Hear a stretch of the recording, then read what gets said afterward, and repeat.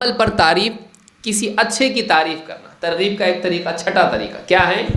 اچھوں کی تعریف کرنا لوگوں کے سامنے ہے۔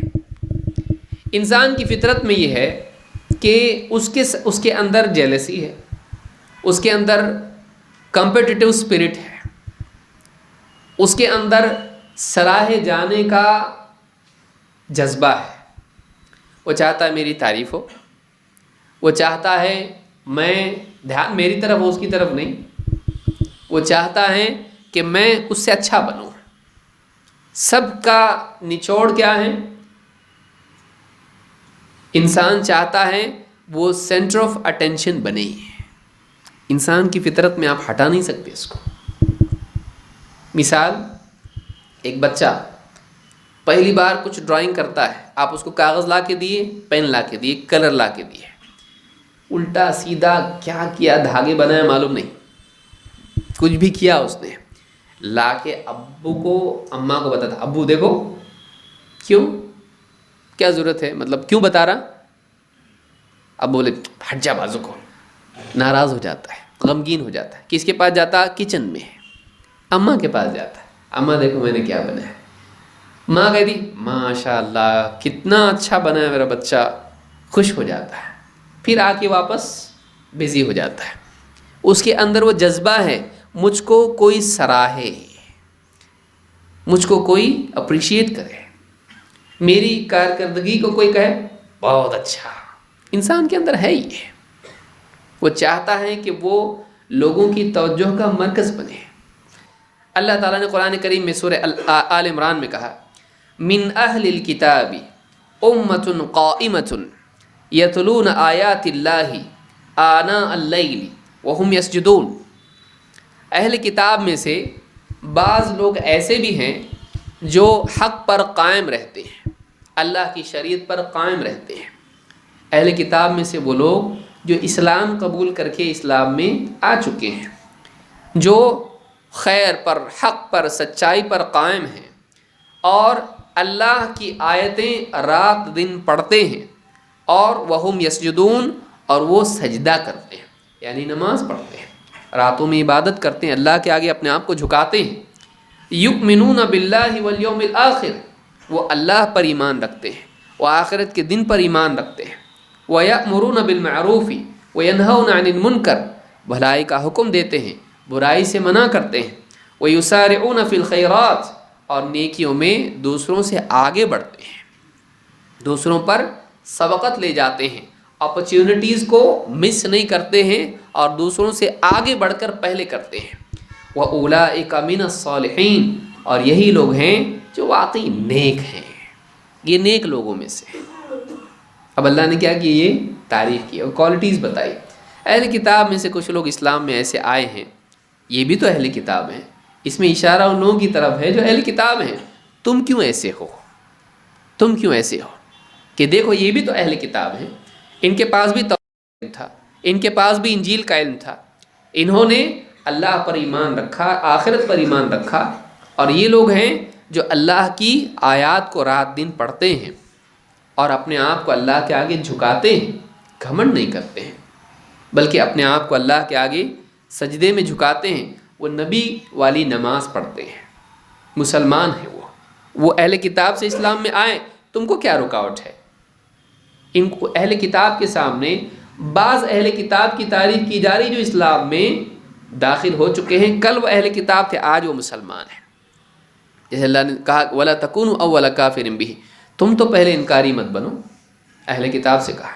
تو ان میں سے کچھ لوگ اسلام میں آئے تھے، عبداللہ ابن سلام یا دوسرے صحابہ ہیں، سلمان الفارسی رضی اللہ تعالیٰ عنہ، یا اور دوسرے صحابہ تھے، تو کہا کہ دیکھو اہل کتاب میں سے لوگ ہیں جو حق پر قائم ہیں اور اللہ کی کتاب رات دن پڑھتے ہیں اور سجدے میں اپنے اوقات گزارتے ہیں، اللہ اور آخرت پر ایمان رکھتے ہیں، اور نیکی کا حکم دیتے ہیں اور برائی سے منع کرتے ہیں، اور نیکیوں میں مسارعت کرتے ہیں۔ مسارعہ کا مطلب ہوتا ہے وقت ہو جانے پر جلدی کرنا، دیر نہ کرنا، جب مناسب وقت ہو اس سے تاخیر نہ کرنا، اس کو مسارعت کہتے ہیں۔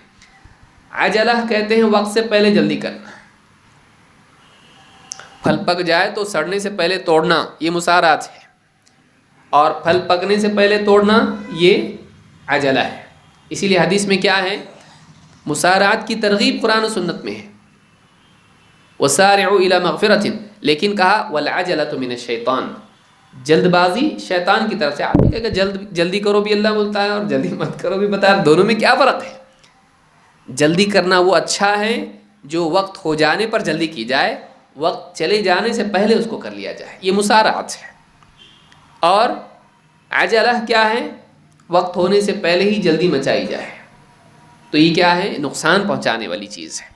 وقت سے پہلے جلدی کرنا، فصل پکنے سے پہلے اس کو کاٹ دینا نقصان پہنچائے گا، یہ عجلہ ہے. تو یہاں پر اللہ تعالیٰ نے اہل کتاب میں سے بعض لوگ جو مسلمان ہو چکے تھے ان کی تعریف کی تاکہ وہ دوسرے اہل کتاب جو ابھی ایمان میں نہیں آئے ہیں ان کے لیے ترغیب ہو. اسی طرح سے اللہ تعالیٰ نے قرآن کریم میں فرمایا وَمَنْ أَحْسَنُ دِينًا مِمَّنْ أَسْلَمَ وَجْهَهُ لِلَّهِ وَهُوَ مُحْسِنٌ وَاتَّبَعَ مِلَّةَ إِبْرَاهِيمَ حَنِيفًا. یہ مشرکین کے لیے ترغیب ہے اور اہل کتاب کے لیے بھی. کیا کہا؟ اور اس سے بہتر دین کس کا ہو سکتا ہے؟ دین میں اس سے بہتر کون ہو سکتا ہے جو اپنے چہرے کو اللہ کے لیے جھکا دے. ممن اسلم وجهه للہ وهو محسن، اور عملی زندگی میں بھی وہ بھلائیاں کرنے والا ہو. واتبع ملت ابراہیم حنیفا، اور جو ابراہیم جو کہ حنیف تھے ان کے دین کی پیروی کرتا ہو. ابراہیم حنیف جنہوں نے کفر و شرک سے اپنے رخ کو موڑ کے انہوں نے اپنے آپ کو توحید اور اللہ کی فرما برداری کے لیے آمادہ کیا اور تیار کیا. تو اس سے بہتر دین کس کا ہوگا؟ جو اپنے چہرے کو اللہ کے آگے جھکا دے، یعنی اخلاص اپنے اندر پیدا کرے. اور وہ محسن، اور وہ بھلائی کرنے والا ہے، یعنی اس کا عمل اللہ کی شریعت کے مطابق ہے. اللہ نے تعریف کی لوگوں کی. اسی طرح سے آپ دیکھیں گے دوسری جگہ اللہ نے فرمایا کہ وَمَنْ أَحْسَنُ قَوْلًا مِّمَّنْ دَعَا إِلَى اللَّهِ وَعَمِلَ صَالِحًا وَقَالَ إِنَّنِي مِنَ الْمُسْلِمِينَ. اور اس سے اچھا بات میں اور کون ہو سکتا ہے؟ اس سے اچھی بات کس کی ہو سکتی ہے؟ جو لوگوں کو اللہ کی طرف بلائے اور خود بھی نیک عمل کرے اور کہے کہ میں مسلمانوں میں سے ہوں، کہے کہ میں مسلمانوں میں سے ہوں. اللہ تعالیٰ نے نیکی کرنے والوں کی تعریف کی ہے قرآن کریم میں. تو ترغیب کا ایک طریقہ یہ بھی ہے کہ آپ نیک لوگوں کی تعریف کریں، نیک لوگوں کی آپ تعریف کریں. جیسے مثلا اللہ کے نبی صلی اللہ علیہ وسلم بھی تعریف کرتے تھے لوگوں کی. ابو بکر صدیق رضی اللہ تعالیٰ کی تعریف کی، کہا کہ میں نے سب کا ابو بکر کے مال نے جو مجھ کو نفع پہنچایا وہ کسی اور کے مال نے نہیں پہنچایا. یا فلاں صحابی کے بارے میں کہا کہ فلاں کتنے اچھے ہیں. عبداللہ ابن عمر رضی اللہ تعالیٰ کے بارے میں کہا عبداللہ کتنا ہی اچھا انسان ہے، کاش کہ وہ رات میں تہجد کا اہتمام کرتا ہے. آپ لوگوں کی تعریف کرتے تھے، یمن والے کتنے اچھے ہیں، فلاں کتنے اچھے ہیں. کہ آپ صلی اللہ علیہ وسلم بھی لوگوں کی تعریف کرتے تھے لوگوں کے درمیان میں، کبھی ان کی موجودگی میں کبھی غیر موجودگی میں. تو وہ جو تعریف تھی اس کا مقصد کیا ہے؟ ایک خود ان کی حوصلہ افزائی کہ وہ اس پر باقی رہیں، اور دو جو لوگ اس پر نہیں ہیں ان کے دل میں بھی چاہت پیدا ہو کہ نبی صلی اللہ علیہ وسلم اس انسان کو اچھا سمجھتے ہیں کیونکہ وہ یہ کام کرتا ہے، اگر میں بھی کروں تو میرے لیے بھی وہی دعا دیں گے جو اس کے لیے دعا ہے. تو انسان کے اندر دوسرے جو آگے ہیں ان جیسا بننے کی چاہت ہوتی ہے، اور کسی کی نگاہ میں سراہے جانے کا احساس ہر ایک کے دل میں ہوتا ہے. اسی لیے لوگ کلاسز میں پہلا نمبر دوسرا نمبر آنے کی کوشش کرتے ہیں. ان کو لوگوں کی نگاہ میں نمایاں ہونے کا شوق ہوتا ہے. بس تھوڑا سا فرق اس میں یہ کر دیا جائے کہ انسان اللہ کے آگے اپنے کو نمایاں کرنے کی چاہت اپنے اندر رکھے، اور قیامت کے دن ساری مخلوق کے سامنے اللہ سے انعام پانے کا جذبہ اپنے اندر پیدا کرے. وہ انسان سے ہٹا نہیں سکتے آپ جذبہ کہ لوگوں کے بیچ میں. اس لیے قیامت کے دن کیا ہوگا؟ جس کا نام اعمال دائیں ہاتھ میں دیا جائے گا، کیا کرے گا؟ وہ چھپائے گا نہیں. کیا کرے گا؟ فیقول ہاؤم اقرؤوا کتابیہ، دیکھو میرا رزلٹ کیسا ہے، زبردست ایک دم. لوگوں کے بیچ میں بتائے گا، وہ بتائے گا لوگوں کو، دیکھو میرا نامہ اعمال کتنا اچھا ہے، یہ پاس ہو گیا میں.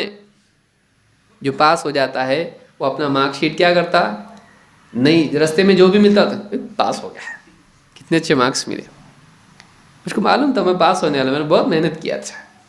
قیامت کے دن بھی ایسا ہی ہوگا. انسان کی فطرت میں ہے وہ کامیابی کو شیئر کرنا چاہتا ہے. شیئر بٹن ہے نا آپ کے پاس، انسان چاہتا ہے کہ وہ لوگ اس کی اکیلا آدمی ہے کامیاب ہو گیا اور دنیا میں کوئی بھی اس کے آس پاس نہیں ہے، اس کو کسی جزیرے پہ چھوڑ دیے، کامیاب ہو گیا وہ، اور اس کو آس پاس کوئی بھی نہیں، روم میں بند کر دیے، کیا ہوگا؟ اس کو خوشی ہو پائے گی؟ خوشی وہی ہے جو واقعی دوسروں کے سامنے بتائے. اکیلا آدمی خوش کیسے ہوگا بھائی؟ نہیں ہو پاتا ہے وہ، انسان کی فطرت میں ہے.